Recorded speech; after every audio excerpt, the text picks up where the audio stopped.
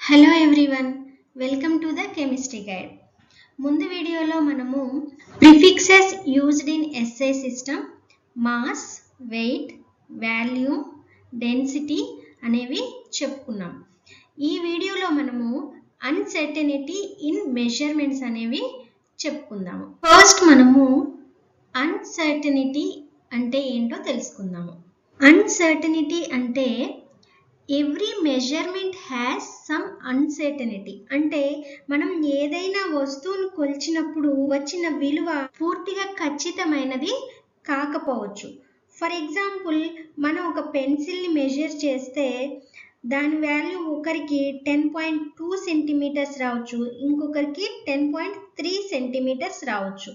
ఈ రెండిట్లో ఏది ఖచ్చితమైనది అనేది తెలియదు. ఈ విధంగా ఎందుకు వస్తాయి అంటే కాజెస్ ఆఫ్ అన్సర్టెనిటీ. ఇలాగా వాల్యూస్లో డిఫరెన్సెస్ ఎందుకు వస్తాయి అంటే లిమిటేషన్స్ ఆఫ్ ఇన్స్ట్రుమెంట్స్. అంటే మనం కొలిచే పరికరానికి కొన్ని పరిమితులు, అంటే కొన్ని పరికరాలు యాక్యురేట్ వాల్యూని ఇవ్వగలుగుతాయి, కొన్ని పరికరాలు యాక్యురేట్ వాల్యూని ఇవ్వలేవు. Next, errors in reading by human. అంటే మనం ఒక్కొక్కసారి తప్పుగా చూడొచ్చు, తప్పుగా క్యాలిక్యులేట్ చేయొచ్చు.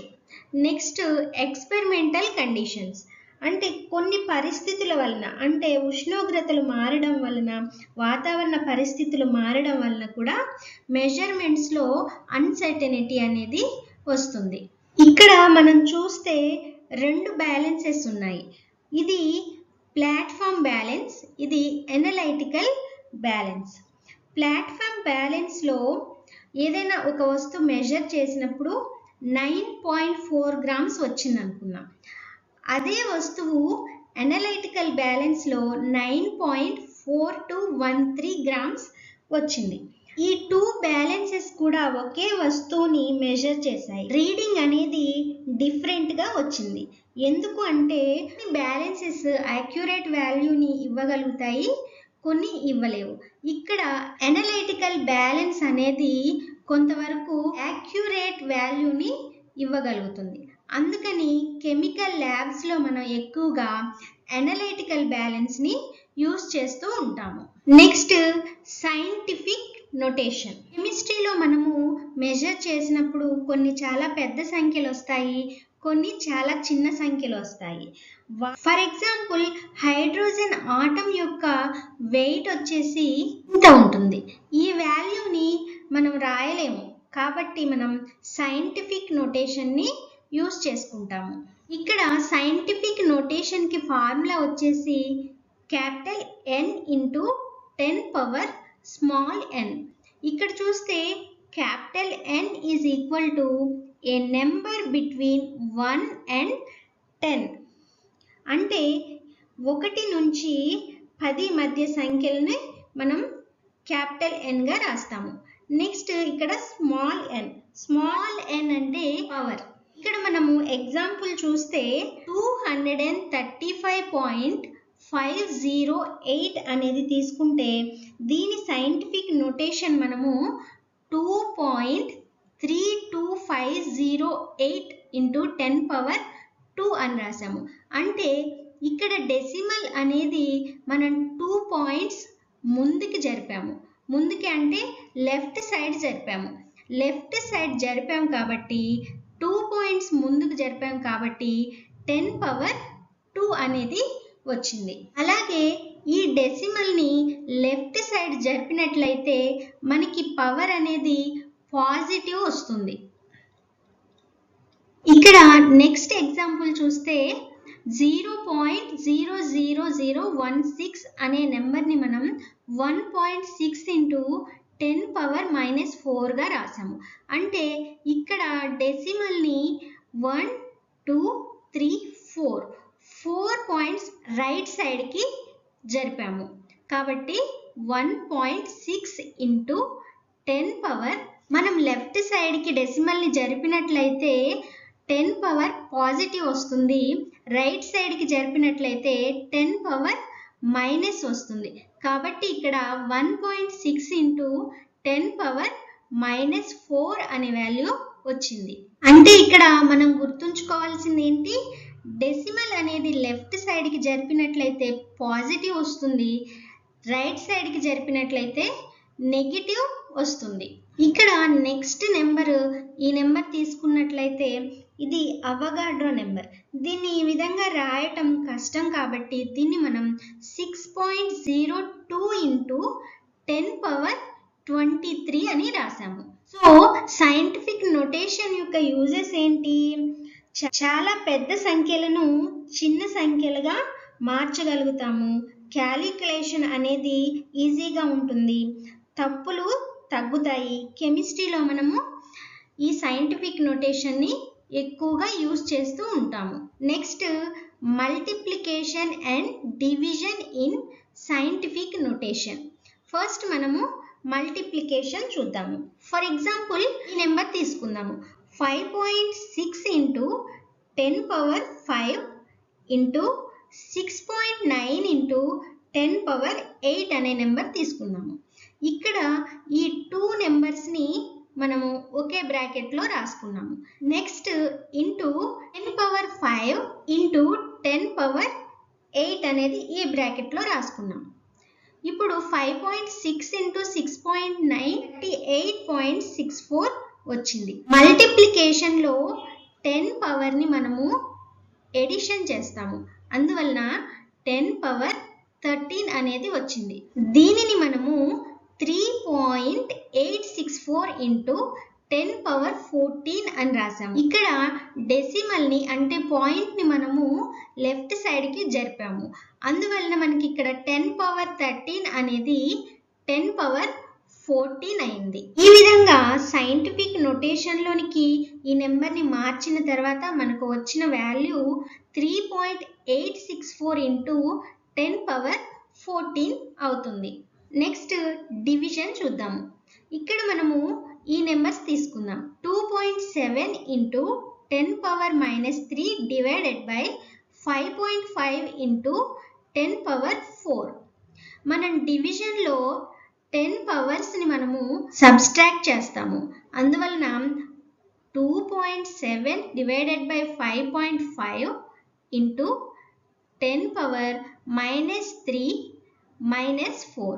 మనకు వచ్చిన వాల్యూ వచ్చేసి 4.909 ఇంటూ 10^-7 అవుతుంది. అయితే దీన్ని సైంటిఫిక్ నొటేషన్లో మార్చి రాస్తే మనం ఇక్కడ డెసిమల్ని రైట్ సైడ్కి జరుపుతున్నాము, అంటే 4.909 ఇంటూ 10^-8 వచ్చింది. మనం డెసిమల్ని రైట్ సైడ్కి జరుపుతున్నాం కాబట్టి నెగిటివ్ వాల్యూ వస్తుంది, దాని వలన 10^-8 అనే వాల్యూ వచ్చింది. సో మనం ఇప్పటి వరకు చూసిన పాయింట్స్ ఏంటి, every measurement has some uncertainty. ప్రతి వాల్యూలో కొంత అన్సర్టనిటీ ఉంటుంది, దానికి రీజన్స్ వచ్చేసి లిమిటేషన్స్ ఆఫ్ ఇన్స్ట్రుమెంట్స్, అంటే మనం యూజ్ చేసేటటువంటి బ్యాలెన్సెస్ కూడా డిఫరెంట్గా ఉండటం వలన వాల్యూస్లో అన్సర్టనిటీ ఉంటుంది. అలాగే errors in reading by human. Next experimental condition, ప్రయోగ పరిస్థితులు. కెమిస్ట్రీలో పెద్ద మరియు చిన్న సంఖ్యలను సులభంగా రాయటానికి మనం సైంటిఫిక్ నొటేషన్ని యూజ్ చేస్తాము. అలాగే డెసిమల్ అనేది లెఫ్ట్ సైడ్ కదిలితే పాజిటివ్ పవర్ ఉంటుంది, డెసిమల్ అనేది రైట్ సైడ్ కదిలితే నెగిటివ్ పవర్ ఉంటుంది. నెక్స్ట్ వచ్చేసి సిగ్నిఫికెంట్ ఫిగర్స్. అంటే significant figures are the certain digits plus one estimated or uncertain digit in a measurement. అంటే ఏదైనా ఒక మెజర్మెంట్లో ఒక సర్టన్ డిజిట్ ఉంటుంది, అంటే ఖచ్చితమైన విలువ ఒకటి ఉంటుంది, ఒకటి ఎస్టిమేటెడ్ వాల్యూ లేదా అన్సర్టన్ డిజిట్ అనేది ఉంటుంది. ఈ సిగ్నిఫికెంట్ ఫిగర్స్లో కొన్ని రూల్స్ ఉంటాయి. అవి ఏంటి అంటే, ఫస్ట్ రూల్ వచ్చేసి all non zero digits are significant. అంటే జీరో లేని డిజిట్స్ అన్నీ కూడాను సిగ్నిఫికెంట్ ఫిగర్స్ అవుతాయి. ఫర్ ఎగ్జాంపుల్ ఇక్కడ చూడండి, 285 తీసుకుంటే ఇందులో ఏ జీరో డిజిట్ కూడా లేదు, కాబట్టి all non zero digits are significant. కాబట్టి ఇందులో ఈ 3 డిజిట్స్ కూడా సిగ్నిఫికెంట్ ఫిగర్స్ అవుతాయి. నెక్స్ట్ వచ్చేసి 0.25. ఇక్కడ నాన్ జీరో డిజిట్స్ ఏమేమి ఉన్నాయి? 2, 5. కాబట్టి ఈ రెండు కూడా సిగ్నిఫికెంట్ ఫిగర్స్ అవుతాయి. సెకండ్ రూల్ వచ్చేసి zeros preceding the first non zero digits are not significant. అంటే ఫస్ట్ నాన్ జీరో డిజిట్ నెంబర్కి ముందు ఉన్నటువంటి జీరోస్ సిగ్నిఫికెంట్ ఫిగర్ కిందకి రావు. ఈ నెంబర్లో ఫస్ట్ నాన్ జీరో డిజిట్ ఏంటి? 3. 3కి ముందున్నటువంటి ఈ 2 జీరోస్ కూడా సిగ్నిఫికెంట్ ఫిగర్ కిందకి రావు. కాబట్టి ఈ వాల్యూలో ఒకటి మాత్రమే సిగ్నిఫికెంట్ ఫిగర్ ఉంది. Next number 0.0052. ఇక్కడ చూసుకున్నట్లయితే నాన్ జీరో డిజిట్ వచ్చేసి 5. 5కి ముందు 3 జీరోస్ ఉన్నాయి. ఈ 3 జీరోస్ కూడా సిగ్నిఫికెంట్ ఫిగర్ కిందకి రావు. కాబట్టి దీనిలో 2 మాత్రమే సిగ్నిఫికెంట్ ఫిగర్స్ ఉన్నాయి, అవే 5 and 2. నెక్స్ట్ రూల్ వచ్చేసి zeros between 2 non zero digits are significant. 2 non zero digits మధ్యలో ఉన్నటువంటి జీరోస్ సిగ్నిఫికెంట్ ఫిగర్స్ అవుతాయి. కాబట్టి ఈ నెంబర్లో చూడండి, ఫస్ట్ నాన్ జీరో డిజిట్ వచ్చేసి 2, లాస్ట్ నాన్ జీరో డిజిట్ వచ్చేసి 5. ఈ రెండిటి మధ్య ఉన్న ఈ 2 జీరోస్ కూడా సిగ్నిఫికెంట్ ఫిగర్స్ అవుతాయి. కాబట్టి ఈ నెంబర్లో మనకి 4 సిగ్నిఫికెంట్ ఫిగర్స్ ఉన్నాయి. Zeros at the end or right of a number after a decimal point are significant. అంటే డెసిమల్ పాయింట్కి నెక్స్ట్ ఉన్నటువంటి నెంబర్స్ మనకి సిగ్నిఫికెంట్ ఫిగర్స్ అవుతాయి. కాబట్టి ఈ నెంబర్లో మనకి పాయింట్ తర్వాత ఉన్నటువంటి ఈ జీరోస్ కూడా సిగ్నిఫికెంట్ ఫిగర్స్ అవుతాయి. కాబట్టి ఈ నెంబర్లో మనకి 3 సిగ్నిఫికెంట్ ఫిగర్స్ ఉన్నాయి.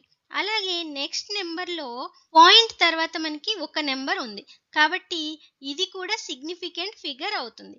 కాబట్టి మనకి ఈ నెంబర్లో టోటల్గా 4 సిగ్నిఫికెంట్ ఫిగర్స్ ఉన్నాయి. నెక్స్ట్ వచ్చేసి ప్రిసిషన్ అండ్ యాక్యురసీ. ఇక్కడ ప్రిసిషన్ అంటే ఏంటి? ప్రిసిషన్ అంటే closeness of agreement between repeated measurements. ఏదైనా ఒక మెజర్మెంట్ని మళ్ళీ చేసినప్పుడు వచ్చినటువంటి వాల్యూస్ అన్నీ కూడా దగ్గరగా ఉన్నట్లయితే దాన్ని ప్రిసిషన్ అని అంటారు. యాక్యురసీ అంటే closeness of measurement to the true value. True వాల్యూకి దగ్గరగా మన మెజర్మెంట్ వాల్యూ వచ్చినట్లయితే దానిని మనం యాక్యురసీ అని అంటాము. ఫర్ ఎగ్జాంపుల్ మనం ఇక్కడ ట్రూ వాల్యూగా 2.00 గ్రామ్స్ని తీసుకున్నాం. ఇక్కడ స్టూడెంట్ ఏ మెజర్మెంట్ చేసినప్పుడు ఫస్ట్ వాల్యూ వచ్చేసి 1.95 గ్రామ్స్ వచ్చింది, నెక్స్ట్ వాల్యూ 1.93 గ్రామ్స్ వచ్చింది. ఈ రెండు వాల్యూస్ కూడా దగ్గరగా ఉన్నాయి కాబట్టి ఇది ప్రిసిషన్ అవుతుంది. కానీ ట్రూ వాల్యూకి దగ్గరగా లేదు కాబట్టి ఇది యాక్యురసీ కాదు. నెక్స్ట్ బి స్టూడెంట్ వచ్చేసి మెజర్ చేసినప్పుడు ఫస్ట్ వాల్యూ 1.94 గ్రామ్స్ వచ్చింది, నెక్స్ట్ వాల్యూ 2.05 గ్రామ్స్ వచ్చింది. ఇక్కడ ఈ 2 వాల్యూస్ కూడా దగ్గరగా లేవు కాబట్టి ప్రిసిషన్ కాదు. ట్రూ వాల్యూకి దగ్గరగా లేదు కాబట్టి ఇది యాక్యురసీ కూడా కాదు. స్టూడెంట్ సి మెజర్మెంట్ చేసినప్పుడు ఫస్ట్ మెజర్మెంట్ 2.01 గ్రామ్స్ వచ్చింది, నెక్స్ట్ మెజర్మెంట్ 1.99 గ్రామ్స్ వచ్చింది. ఈ రెండు వాల్యూస్ కూడా దగ్గరగా ఉన్నాయి కాబట్టి ఇది ప్రిసిషన్ అవుతుంది. ఈ రెండు వాల్యూస్ కూడా ట్రూ వాల్యూకి దగ్గరగా ఉన్నాయి కాబట్టి యాక్యురసీ అవుతుంది. దీనిని మనం అర్థం చేసుకోవాలి అంటే మనం ఇక్కడ ఒక డాష్ బోర్డ్ని తీసుకున్నట్లయితే ఇక్కడ వేసినటువంటి బుల్లెట్స్ అన్నీ కూడా దగ్గరగా ఉన్నాయి. కానీ ఈ సెంటర్ పాయింట్ని మనం ట్రూ వాల్యూగా అనుకుంటే సెంటర్ పాయింట్కి దగ్గరగా ఏ బుల్లెట్ కూడా లేదు, కాబట్టి ప్రిసిషన్ అవుతుంది కానీ యాక్యురసీ కాదు. ఇక్కడ చూసినట్లయితే బుల్లెట్స్ అన్ని దూరంగా ఉన్నాయి, అలాగే సెంటర్ పాయింట్ కూడా దూరంగా ఉన్నాయి. కాబట్టి ఇది ప్రిసిషన్ కాదు, యాక్యురసీ కూడా కాదు. నెక్స్ట్ దీంట్లో చూసినట్లయితే బుల్లెట్స్ అన్ని కూడా దగ్గరగా ఉన్నాయి, అలాగే సెంటర్ పాయింట్ కూడా దగ్గరగా ఉన్నాయి. కాబట్టి ఇది ప్రిసిషన్ అవుతుంది, యాక్యురసీ కూడా అవుతుంది. ఈ విధంగా మనము అర్థం చేసుకోవచ్చు. నెక్స్ట్ వచ్చేసి డైమెన్షనల్ ఎనాలిసిస్. డైమెన్షనల్ ఎనాలిసిస్ అంటే method used to convert units from one system to another system. This is also called unit factor method or dimensional analysis. మనం మెజర్మెంట్ని ఒక యూనిట్ నుంచి ఇంకొక యూనిట్కి మార్చడానికి ఉపయోగించే మెథడే ఈ డైమెన్షనల్ మెథడ్. దీనిని మనము యూనిట్ ఫ్యాక్టర్ మెథడ్ అని కూడా అంటాము. మనకి 1 inch is equal to 2.54 centimetres అని తెలుసు. అంటే మనం 3 ఇంచెస్ని సెంటీమీటర్లోనికి మార్చాలి కాబట్టి 3 ఇంటూ 2.54 సెంటీమీటర్స్ అంటే మనకు వచ్చే value 7.62 centimetres. Next example, convert 2 days to seconds. మనకు తెలుసు 1 day is equal to 24 hours and 1 hour is equal to 60 minutes. 1 minute is equal to 60 seconds. So మనం 2 డేస్ని సెకండ్స్లోకి కన్వర్ట్ చేయాలి కాబట్టి 2 ఇంటూ 24 ఇంటూ 60 ఇంటూ 60 అంటే 2 days, 1 డేకి మనకి 24 hours, 1 అవర్కి 60 minutes, 1 మినిట్కి 60 seconds కాబట్టి ఈ విధంగా రాసుకున్నాము. మనకి వచ్చే వాల్యూ వచ్చేసి 172,800. అంటే మనకి వచ్చిన ఆన్సర్ 1,72,800 సెకండ్స్ అనేవి 2 డేస్కి ఉంటాయి. 2 days is equal to 1,72,800 seconds అవుతుంది. సో మనం ఇప్పటి వరకు తెలుసుకున్న విషయాలు ఏంటి? సిగ్నిఫికెంట్ ఫిగర్స్ అంటే వచ్చిన వాల్యూలో ముఖ్యమైన నెంబర్స్ని మాత్రము ఉంచుతాము. నెక్స్ట్ ప్రిసిషన్ అంటే మనకు వచ్చే వాల్యూస్ ఒకదానికి ఒకటి దగ్గరగా ఉంటాయి. యాక్యురేట్ అంటే ట్రూ వాల్యూకి దగ్గరగా ఉన్నటువంటి వాల్యూని యాక్యురేట్ అంటాం. నెక్స్ట్ డైమెన్షనల్ ఎనాలిసిస్ని యూజ్ చేసుకొని ఒక యూనిట్ను మరొక యూనిట్గా ఈజీగా మార్చుకోవచ్చు. So that's all for this video. నా ఎక్స్ప్లెనేషన్ మీకు నచ్చినట్లయితే సబ్స్క్రైబ్ చేసుకోండి, మీ ఫ్రెండ్స్కి షేర్ చేయండి.